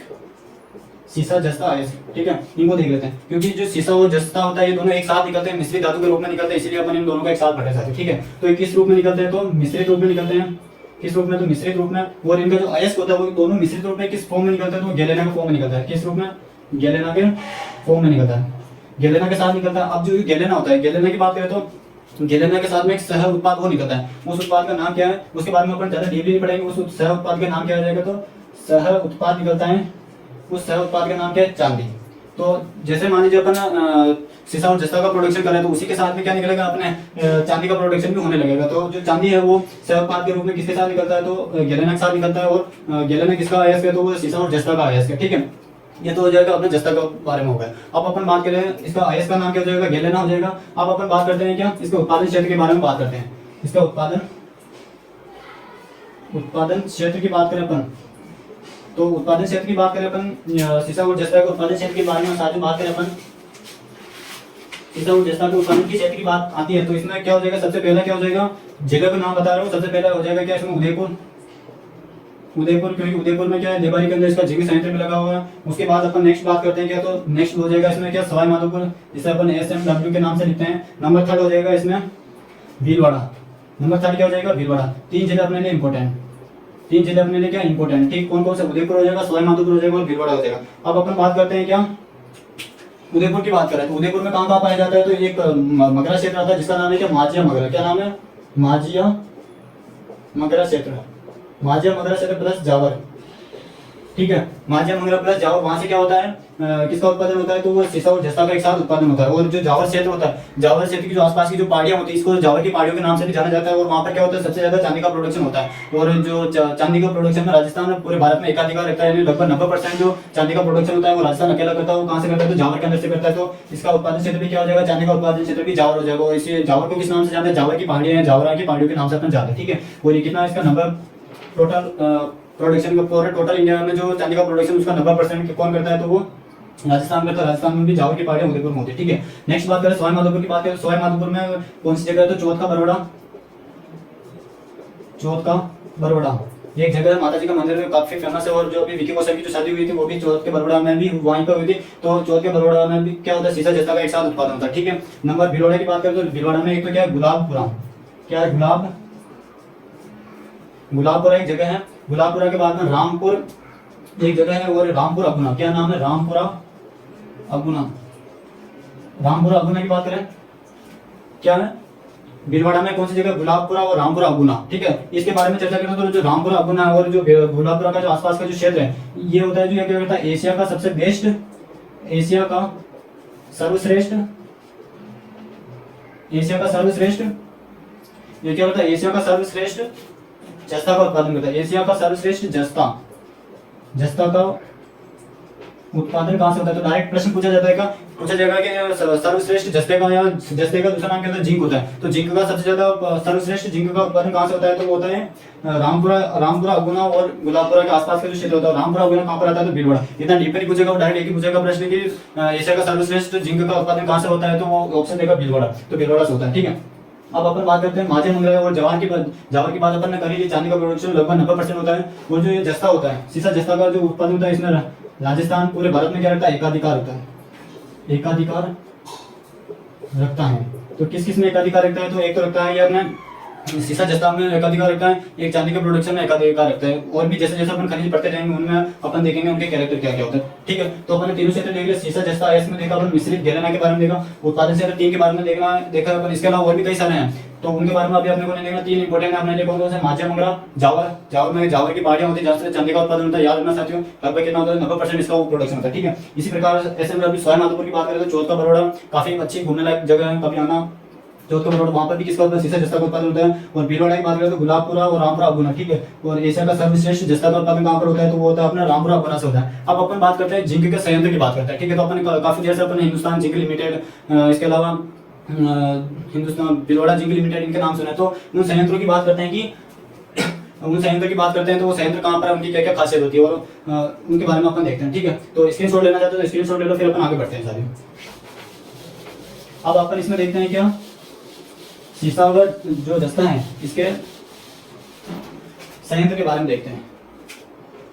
संयंत्र, इसके संयंत्र कहाँ कहाँ पर लगे हैं, ठीक है। संयंत्र की बात करें अपन तो पहला तो रहेगा कितना, 3 संयंत्र के बारे में अपन देखेंगे। पहला है इसमें क्या, हिंदुस्तान जिंक लिमिटेड। पहले में क्या नाम लिख रहा हूं, उनके बारे में देखें, Hindustan zinc limited. Number second हो जाएगा अपने, नंबर सेकंड हो जाएगा super zinc smelter, super zinc smelter संयंत्र, सुपर जिंक स्मेल्टर संयंत्र हिंदुस्तान जिंक लिमिटेड। और नंबर थर्ड हो जाएगा भीलवाड़ा जिंक संयंत्र। कौन कौन से 3 नाम इंपोर्टेंट है, कौन कौन से हो जाएंगे, सीसा जस्ता संयंत्र के लिए हिंदुस्तान जिंक लिमिटेड हो जाएगा, दूसरा सुपर स्मेल्टर जिंक संयंत्र और भीलवाड़ा जिंक संयंत्र हो जाएगा, ठीक है। इन तीनों की खासियत के बारे में देखें, ठीक है। इन तीनों के बारे में अपन देखें तो जो हिंदुस्तान जिंक लिमिटेड है ये कहाँ पर है, तो ये हो जाएगा अपने कहाँ पर, देबारी। और देबारी कहाँ आता है, तो ये उदयपुर आता है, ठीक है। उदयपुर कहाँ, देबारी कहाँ था, उदयपुर में आता है। सीधा सा प्रश्न आता है हिंदुस्तान जिंक लिमिटेड या हिंदुस्तान जिंक लिमिटेड कहाँ पर स्थापित है, तो वो देबारी के अंदर स्थापित है। देबारी कहाँ, उदयपुर में आता है। इसके बारे में क्या एक लाइन याद रखिए हमें। सुपर जिंक स्मेल्टर संयंत्र कहाँ पर है, तो ये है अपने चंदेरिया कहाँ पर है साथियों, चंदेरिया। और चंदेरी कहाँ पर आता है, तो चंदेरी कहाँ पर आता है, चित्तौड़गढ़ के अंदर, चित्तौड़गढ़ के अंदर आता है। चंदेरी कहाँ पर आता है, चित्तौड़गढ़ के अंदर आता है। अब इसमें एक और खासियत क्या है इसकी, सुपर जिंक स्मेल्टर संयंत्र की, तो ये जो संयंत्र है ये एशिया का सबसे बड़ा जस्ता या जिंक का संयंत्र है। ये क्या इसका, ये इसकी जो मेन इंपोर्टेंट प्रश्न वो क्या पूछा जाता है कि एशिया का एशिया का सबसे बड़ा जस्ता या जिंक संयंत्र कहाँ पर है? तो चंदेरी भिलवाड़ा, चंदेरिया चित्तौड़गढ़ के अंदर है, ठीक है। यानी कि एशिया का सबसे बड़ा जस्ता या जिंक संयंत्र कहाँ पर है? तो वो अपने चंदेरिया चित्तौड़गढ़ के अंदर है, ठीक है। ये हमें याद रखना है। उसके बाद थोड़ा और अपन आगे बढ़े तो जो भिलवाड़ा जिंक संयंत्र है ये कहाँ पर है? तो भिलवाड़ा में स्थापित है, ठीक है। तो राजस्थान में जिंक संयंत्र कितने? 3। सीसा जस्ता संयंत्र कितने? 3 होते हैं। पहला है हिंदुस्तान जिंक लिमिटेड देवानी उदयपुर में, सुपर जिंक स्मेल्टर संयंत्र चंदेरी चित्तौड़गढ़ में, और एशिया का सबसे बड़ा जिंक संयंत्र कहाँ पर है? तो वो चंदेरी भिलवाड़ा के अंदर। याद रखना, इंपॉर्टेंट प्रश्न पूछा जाता है। और भिलवाड़ा जिंक संयंत्र कहाँ पर है? भिलवाड़ा के अंदर, ये हमें पता होना चाहिए। तो दो प्रश्न सबसे ज्यादा इंपॉर्टेंट है। पहला तो क्या है, अगर सीसा जस्ता आयस के पूछेगा तो पहला तो पूछेगा मिश्रित खनिज के रूप में निकलता है, आयस के रूप में निकलता है, जिसका नाम है क्या? गैलेना है। और गैलेना के साथ में क्या सरलपात निकलता है, जिसका नाम है क्या? चांदी। और लगभग 90% चांदी का उत्पादन अकेला राजस्थान करता है। कहाँ से? जावर की पहाड़ी कहाँ पर? उदयपुर से करता है। उसके बाद में अपन इसके उत्पादन क्षेत्र के बारे में देखा। उसके बाद में अपन विभिन्न प्रकार के संयंत्र देखे। संयंत्र कौन से? हिंदुस्तान जिंक लिमिटेड, देवारी, इन तीनों के बारे में देखा। दो प्रश्न इंपॉर्टेंट कौन कौन से? पहला तो इसमें पूछेगा कि सर्वश्रेष्ठ जिंक का, एशिया का सर्वश्रेष्ठ जिंक का उत्पादन कहाँ से होता है? तो वो जस्ते का उत्पादन कहाँ होता है? तो भिलवाड़ा के अंदर। भिलवाड़ा के अंदर भी कहाँ पर? रामपुरा, अगुचा, या दूसरा हो जाएगा भुलापुरा, ठीक है। एक प्रश्न तो ये है। और दूसरा प्रश्न ये हो जाएगा एशिया की सबसे बड़ा जस्ता संयंत्र कहाँ पर है? तो वो हो जाएगा चंदेरी चित्तौड़गढ़ के अंदर। दो प्रश्न इंपॉर्टेंट है। अब थोड़ा अपन आगे बढ़ते हैं। अब अपन देखते हैं कि ये तो अपन ने कॉमनली देखा, सीसा और जस्ता को दोनों का एक साथ में देखा, जो गैलेना के रूप में निकला। अब अपन सेपरेट देख रहे हैं, क्योंकि अपन किसके फॉर्म में देख रहे हैं? इन सभी को अपन आयस खनिज को अपन पादप आवश्यक पोषक तत्व के परिप्रेक्ष्य में देख रहे हैं, सोइल साइंस के अंदर। तो अब इसमें अपन देखते हैं जो जिंक का एक सूक्ष्म पोषक तत्व होता है, तो उसके अंदर अपन देखते हैं कि जिंक और प्राप्ति कहाँ से हो सकती है। तो मैं इसको मिटाता हूँ, स्क्रीनशॉट लेना चाहता हूँ तो स्क्रीनशॉट ले लो, फिर मैं इसको रफ करता हूँ। अब इसमें अपन देखते हैं क्या प्रॉपर्ली जिंक के कौन कौन से आयस है, अपन जिंक को कहाँ से अपन प्राप्त कर सकते हैं, ठीक है। तो इसमें जिंक के आयस क्या जाएगा साथियों? जिंक के आयस, जिंक के आयस की बात करें साथियों तो पहला हो जाएगा जिंक के आयस का क्या नाम है? जिंकाइट। क्या नाम है? जिंकाइट। नंबर सेकंड की बात करें तो कैलामाइन, कैलामाइन। नंबर थर्ड क्या हो जाएगा?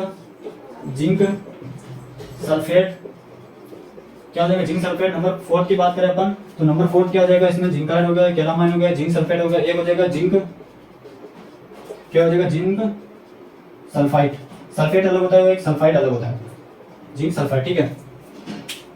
एक तो ये हो जाएगा, एक क्या हो जाएगा? अपने गैलन आ जाएगा, ठीक है। तो पांचों किसके? जिंक के आयस हो जाएंगे। अब इनके सूत्र फॉर्मूले की बात करें तो जिंकाइट का जो सूत्र होता है वो क्या होता था? ZnO होता है। क्या होता है? डायरेक्टली प्रश्न पूछा जाता है इनमें से जिंकाइट का सूत्र क्या होता है? तो ZnO होता है, ठीक है। कैलामाइन की बात करें तो इसमें बोलते हैं जिंक कार्बोनेट के नाम से अपन जानते हैं, ZnCO3 के नाम से अपन जानते हैं। जिंक सल्फेट को सभी को पता ही होता है क्या होता है, तो इसका होता है ZnSO4 और 7H2O होता है, ठीक है। इसे अपन जिंक सल्फेट के नाम से जानते हैं। और जिंक सल्फेट का एक अन्य नाम क्या होता है? तो वो होता है इसको सफेद, किस नाम से जानते हैं? इसको सफेद थोता के नाम से अपन इसको जानते हैं। किस नाम से? सफेद थोता के नाम से जानते हैं। नीला थोता कॉपर सल्फेट को जानते हैं, और सफेद थोता अपन जिंक सल्फेट के नाम को जानते हैं, ठीक है। नेक्स्ट बात करें जिंक सल्फाइड का सूत्र क्या होता है? तो इसका होता है ZnS होता है। क्या होता है? ZnS होता है। चारों के चारों इंपोर्टेंट है, डायरेक्ट एग्जाम में कई बार क्वेश्चन कैलामाइन का पूछा हुआ है, जिंक सल्फाइड का पूछा हुआ है, जिंकाइट का पूछा हुआ है कि फॉर्मूला क्या होता है। तो कैलामाइन का जिंक कार्बोनेट, जिंक सल्फेट को ZnSO4 और 7H2 होता है, जिसे सफेद होता कहते हैं। जिंकाइट का जिंक सल्फेट होता है, ZnS होता है। और जिंकाइट का क्या होता है? तो जिंक ऑक्साइड होता है, यानी ZnO होता है, ठीक है।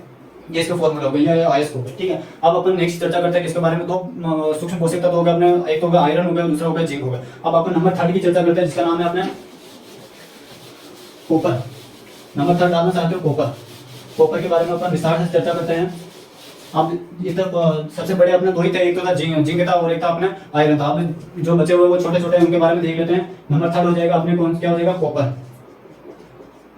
कॉपर की बात करें इसको क्या कहते हैं? कॉपर को अपन दूसरे नाम से जानते हैं, क्या इसको बोलते हैं? क्या अपन? तांबा। किस नाम से जानते हैं? तांबा के नाम से जानते हैं। उसका जो प्रतीक चिन्ह होता है वो Cu होता है, ठीक है। प्रतीक चिन्ह क्या होता है? Cu होता है, ये हमें अपने को ध्यान रखना, ठीक है। अब बात करते हैं इसका अयस्क क्या होता है। तो इसके नाम के आगे क्या चालको शब्द लगा हुआ होगा? कॉपर के नाम के आगे क्या लगा होगा? चालको शब्द। तो ये जाएगा क्या? चालको पाइरुलोसाइड। चालको पाइरुलो, चालको पाइरुलोसाइड इसका क्या हो जाएगा? खनिज हो जाएगा, ठीक है, अयस्क हो जाएगा। तो इसको अपन किससे प्राप्त कर सकते हैं? चालको पाइरुलोसाइड से अपन इसको प्राप्त कर सकते हैं, ठीक है। नेक्स्ट बात करते हैं अपन क्या कॉपर के बारे में बात करें तो इसका यूज कहाँ कहाँ होता है? इसका उपयोग थोड़ा इंपॉर्टेंट है, क्योंकि अपन इसको आदिकाल से इसका जो इससे बनी हुई जो वस्तुएं होती है इनका प्रयोग करते आ रहे हैं। तो इसका उपयोग कहाँ कहाँ होता है? तो सबसे पहले अगर पूछा जाए प्रश्न की मानव के द्वारा सबसे पहले कौन सी धातु प्रयोग में लाई गई थी, तो वो सबसे पहले किस धातु का प्रयोग किया था? अपन ने कॉपर का प्रयोग किया था। तो ये हो जाएगा क्या? मानव यूज हो जाएगा, मानव द्वारा पहली बार यूज में लाई गई धातु, लाई गई धातु कौन सी हो जाएगी, तो वो हो जाएगी अपने कॉपर हो जाएगा। नंबर सेकंड की बात करें तो इसका किसमें किया जाता है, विद्युत उद्योग में इसका प्रयोग विद्युत उद्योग में यूज किया जाता है। नंबर थर्ड की बात करें अपन, नंबर थर्ड क्या हो जाएगा, तो जो सोना होता है, सोने को मजबूत बनाने में किसका प्रयोग किया जाता है, तो वो किया जाता है अपने कॉपर का। तो गोल्ड को मजबूत बनाने में यूज, गोल्ड को मजबूत बनाने में यूज किसका किया जाता है, तो कॉपर किया जाता है। 3 पॉइंट इंपॉर्टेंट है। पहला, मानव के द्वारा पहली बार इसको प्रयोग में लाया गया। नंबर विद्युत, सेकंड हो जाएगा विद्युत उद्योग में प्रयोग। नंबर थर्ड क्या हो जाएगा, तो गोल्ड को मजबूत बनाने के लिए इसका प्रयोग किया जाता है। अब अपन थोड़ा आगे बढ़े, इसके उत्पादन क्षेत्र के बारे में देख लेते हैं फटाफट। उत्पादन क्षेत्र की बात करें तो उत्पादन क्षेत्र क्या हो जाएगा, पहला तो अपने को याद रखना है क्या, राजसमंद याद रखना। राजसमंद में कौन सा मगरा, रेल मगरा। क्या नाम है, पहला जो जिला हो जाएगा उसका नाम है क्या, राजसमंद। पहला जिला हो जाएगा राजसमंद। राजसमंद में क्या हो जाएगा, तो उसका नाम है क्या, रेल मगरा। क्या हो जाएगा, रेल मगरा हो जाएगा। उसके बाद में देखिए अपन तो रेल मगरा हो जाएगा। इसके अलावा देखिए अपन आयरन का सबसे ज्यादा प्रोडक्शन कहाँ, जयपुर में। और जयपुर के बगल में कौन है, सीकर है। तो सीकर के झुंझुनू है, और झुंझुनू में सबसे ज्यादा कॉपर का प्रोडक्शन होता है। तो पहला तो हो जाएगा कि अपने राजसमंद हो जाएगा, और नंबर सेकंड हो जाएगा अपने झुंझुनू। क्या हो जाएगा, झुंझुनू। ठीक है, झुंझुनू की बात करें तो झुंझुनू में सबसे ज्यादा प्रोडक्शन इसी का होता है, सबसे ज्यादा उत्पादन।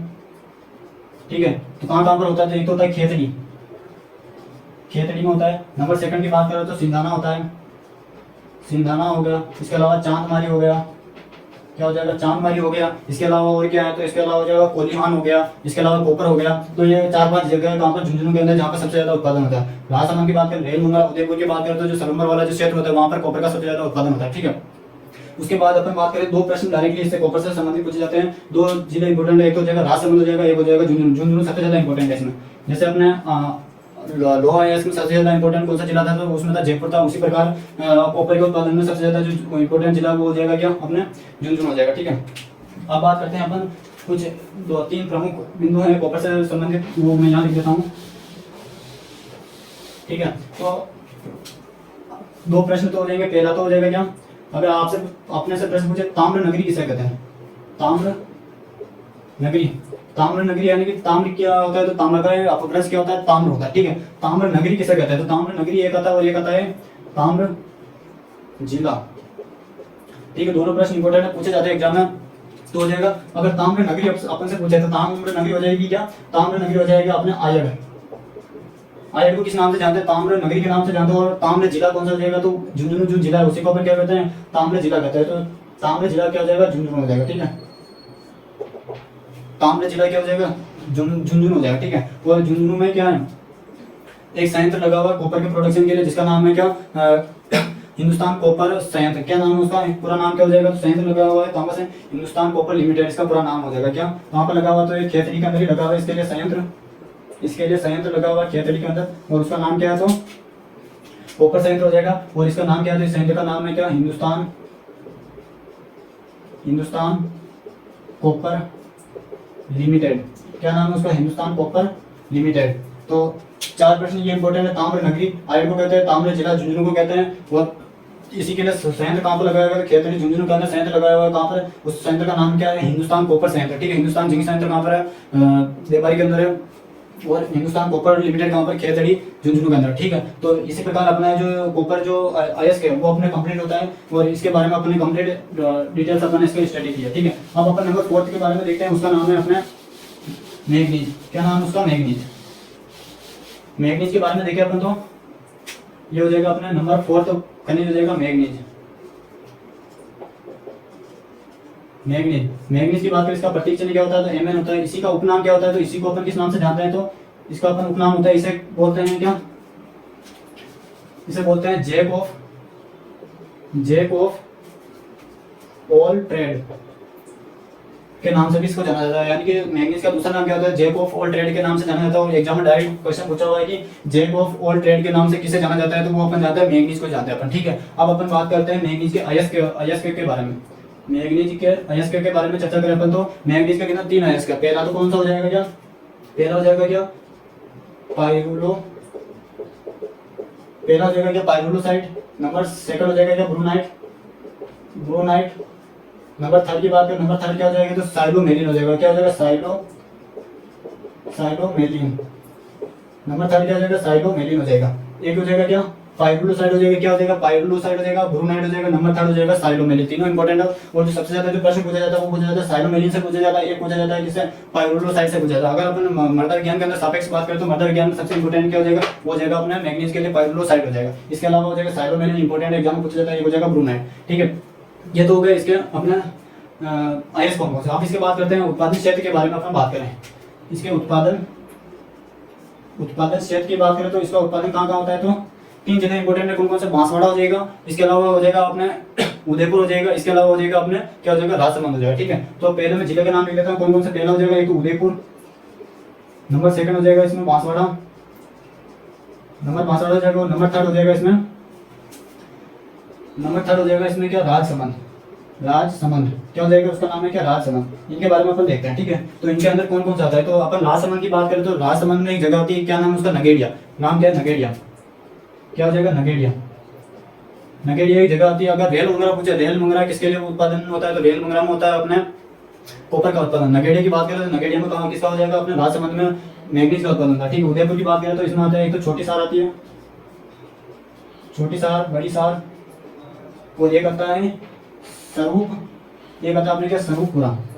स्वरूपपुरा 3 जगह आती है उदयपुर में। कौन कौन सी, छोटी सार, बड़ी सार और स्वरूपपुरा। ठीक है, और नगेड़िया कहाँ पर आता है, राजसमंद में। इंपॉर्टेंट प्रश्न है, पूछा जाता है कि नगेड़िया में किसका उत्पादन होता है, तो नगेड़िया में होता है मैग्नीज खनिज का उत्पादन होता है। ठीक है, बांसवाड़ा की बात करें तो बांसवाड़ा की हो जाएगा अपने कौन कौन से हो जाएगा, एक हो जाएगा कालकूट हो जाएगा, क्या कालाकूट, एक हो जाएगा, कालाकूट हो जाएगा। एक हो जाएगा लीलवानी, क्या हो जाएगा, लीलवानी हो जाएगा। ठीक है, 2 जगह इंपॉर्टेंट है। कौन कौन सी, एक हो जाएगा कालाकूट हो जाएगा, एक हो जाएगा लीलवानी हो जाएगा। अब इसमें अपन बात करते हैं क्या, मैग्नीज के अंदर एक वीडियो के अंदर अभी जो वीडियो मेंस का पेपर हुआ था उसमें से प्रश्न पूछा हुआ है कि मैग्नीज का सबसे ज्यादा उत्पादन कहाँ पर होता है, तो उसमें भारत के परिप्रेक्ष्य में पूछा था, तो उसमें उसका राइट आंसर होगा उड़ीसा हो जाएगा। ठीक है, इसी प्रकार मैग्नीज स्टेट लेवल और ऑल इंडिया लेवल में कोई सा खनिज से 2 से 3 प्रश्न पूछे जाता है, तो हमारे लिए बहुत ज्यादा इंपॉर्टेंट है। इसको याद करने का केवल एक ही तरीका है साथियों, बार बार पढ़े और अच्छे से पढ़े, और जितना ज्यादा हो सके क्वेश्चन को सोल्व करें इससे इनसे संबंधित। ठीक है, तो इसी प्रकार अपने मैग्नीज जो चौथा खनिज था वो अपना कंप्लीट होता है। एक बार फटाफट इसका रिवीजन कर लेते हैं। मैग्नीज को किस नाम से जाना जाता है, जैक ऑफ ऑल ट्रेड के नाम से जाना जाता है। इसका उपयोग कहाँ पे किया जाता है, रासायनिक उद्योग में किया जाता है, और लोह इस्पात उद्योग के अंदर इसका उपयोग किया जाता है। ठीक है, मैग्नीज का। और इसकी बात करें तो पाइरुलोसाइड हो जाएगा, नंबर 2 हो जाएगा ब्रूनाइड, नंबर 3 हो जाएगा साइटोमेलिन हो जाएगा। उत्पादन क्षेत्र के जिलों की बात करें तो उदयपुर हो जाएगा, राजसमंद हो जाएगा, और अपने हो जाएगा बांसवाड़ा। अब बात करें उदयपुर में छोटी सार, बड़ी सार, और एक हो जाएगा अपने स्वरूपपुरा हो जाएगा। राजसमंद की बात करें नगेड़िया हो जाएगा। उसके बाद नेक्स्ट बात करें बांसवाड़ा की बात करें तो कालाकोट हो जाएगा और लीलवानी हो जाएगा। इंपॉर्टेंट प्रश्न पूछा जाता है। उसके बाद अपन चर्चा करते हैं हम, और अपने जो सूक्ष्म पोषक तत्व बचे हुए उनके बारे में अपन देख लेते हैं। अब अपन सूक्ष्म पोषक तत्व में देखते हैं, 4 तो अपना कंप्लीट हो गया। अब अपने जो बचे हुए उनमें केवल अपने को अयस्क का नाम पता होना चाहिए। ठीक है, तो अयस्क का नाम अपने को पता होना चाहिए, तो वो देख लेते हैं अपन फटाफट। तो इसमें हो जाएगा अपने जो नंबर 5 हो जाएगा क्या, बोरोन। अब अपने को क्या नाम पता होना चाहिए, ये कोई नहीं पूछेगा कि इसका उत्पादन क्षेत्र कहाँ पर है, किसका उत्पादन क्षेत्र कहाँ पर है। अपने को सबसे पहले नाम पता होना चाहिए। तो बोरोन का जो खनिज होता है, बोरोन कहाँ से प्राप्त होता है, तो टूरमेलाइन खनिज है, उसे अपने को क्या प्राप्त होता है, बोरोन प्राप्त होता है। ठीक है, एक जिंक पे लिख लेना। स्क्लेराइड एक खनिज है जिससे अपने को जिंक की प्राप्ति होती है। एग्जाम में पूछा हुआ प्रश्न है। ठीक है, डब्ल्यू के अंदर पूछा हुआ प्रश्न है, स्क्लेराइड किसका खनिज, उससे किसकी प्राप्ति होती है, तो वो होता है जिंक। इसी प्रकार बोरोन का भी पूछा हुआ है कि टूरमेलाइन में कौन सा धातु पाया जाता है, तो टूरमेलाइन किसमें, बोरोन पाया जाता है। ठीक है, एक ही इंपॉर्टेंट है। इसके अलावा अपन देखें नंबर 6 मोलिब्डेनम। मोलिब्डेनम की बात करें अपन, मोलिब्डेनम की बात करें तो इसमें कौन कौन हो जाएंगे, एक तो हो जाएगा अपना मोलिब्डेनम का ओगाइट। कौन हो जाएगा, ओगाइट। एक हो जाएगा ओगाइट, नंबर 2 हो जाएगा क्या, पावेलाइट। क्या हो जाएगा, पावेलाइट। ठीक है, क्या हो जाएगा, एक तो हो जाएगा ओगाइट हो जाएगा, एक हो जाएगा पावेलाइट हो जाएगा। नंबर 6 तो ये हो गए। 2 और कौन कौन सा बचा, एक तो बचा हुआ निकल बचा हुआ है, एक बचा हुआ है क्लोराइड। क्लोराइड की बात करें तो क्लोराइड होता है जो अपन पोटास के जो उर्वरक देते हैं, जैसे अपन केसीएल देते हैं, यानी कि पोटेशियम क्लोराइड देते हैं, जिसे अपन एमओपी के नाम से अपन जानते हैं, म्यूरेट और पोटास के नाम से जानते हैं। अगर वो उर्वरक अपन खेतों में दे रहे हैं तो उसमें ऑलरेडी क्लोरीन और उसको पोषक तत्व के रूप में पेड़ पौधों को अवेलेबल हो जाता है। निकल की कोई ज्यादा जरूरत नहीं होती है। निकल का एक प्रश्न पूछा जाता है कि निकल के बारे में अपन को एक प्रश्न याद रखना, किसके बारे में, निकल के बारे में याद रखना। निकल के बारे में 3 से 4 बिंदु याद रखना। पहला हो जाएगा क्या, 17वां आवश्यक पोषक तत्व हो जाएगा। इसके बारे में अपन पोषक तत्व पढ़ेंगे तब और पढ़ेंगे। फर्स्ट नंबर 2 की बात करें, 17वां आवश्यक पोषक तत्व खोजा किसने था, तो उसको जो खोजने वाले वैज्ञानिक उनका नाम क्या था, ब्राउन था। ठीक है। नंबर 3 की बात करें तो ये निकल होता है जो किस एंजाइम के लिए सबसे ज्यादा आवश्यक होता है, तो जो एक एंजाइम होता है जिसका नाम है यूरिएज एंजाइम। क्या नाम है? Urease enzyme. एंजाइम का नाम क्या है? तो उसका नाम है यूरिएज एंजाइम। यूरिएज एंजाइम हेतु आवश्यक, यूरिएज एंजाइम हेतु बहुत ज्यादा आवश्यक होता है, ये हमें पता होना चाहिए साथियों, ठीक है। उसके बाद अपन थोड़ा और आगे बढ़े, निकल हो गए अपने, क्या क्या हो जाएगा प्रमुख खनिज के बारे में अपन देख रहे थे। बोरॉन हो गया, टूरमेलाइन, मोलिब्डेनम हो गया, ओगाइट और पावेलाइट। से डायरेक्ट ये प्रश्न पूछा जाता है कि ओगाइट में कौन सा पोषक तत्व पाया जाता है? मोलिब्डेनम हो जाएगा। यह प्रश्न इसी को घुमा के पूछ लिया जाएगा कि मोलिब्डेनम के लिए निम्न में से कौन सा खनिज, मोलिब्डेनम निम्न में से किस खनिज में उपस्थित है? तो वो हो जाएगा ओगाइट हो जाएगा, ये हो जाएगा पावेलाइट। इसी प्रकार निकल की बात करें, 3 बिंदु इंपॉर्टेंट है। 17वां आवश्यक पोषक तत्व की श्रेणी में आता है, खोजा किसने? ब्राउन ने खोजा था। और एंजाइम कौन सा? तो यूरिएज एंजाइम के लिए निकल बहुत ज्यादा इंपॉर्टेंट होता है, एग्जाम में प्रश्न पूछा हुआ है, ठीक है। आई होप आप सभी को ये सेशन समझ में आया होगा। अब नेक्स्ट क्लास में अपन इसके बाद जो बचा हुआ है, जो अपने मैक्रो न्यूट्रिएंट होते हैं, जैसे इसमें बचा हुआ कैल्शियम, सल्फर, मैग्नीशियम और इसके अलावा पोटास और फॉस्फोरस बचा हुआ 5 न्यूट्रिएंट और बचे हुए हैं, उनके जो खनिज होते हैं उनके बारे में अपन देखेंगे। उसके बाद में जो अपने और शेष बचे हुए हैं अन्य बिंदु के बारे में, उनके बारे में अपन चर्चा करेंगे। मिलते हैं नेक्स्ट क्लास में, तब तक के लिए जय हिंद, जय भारत।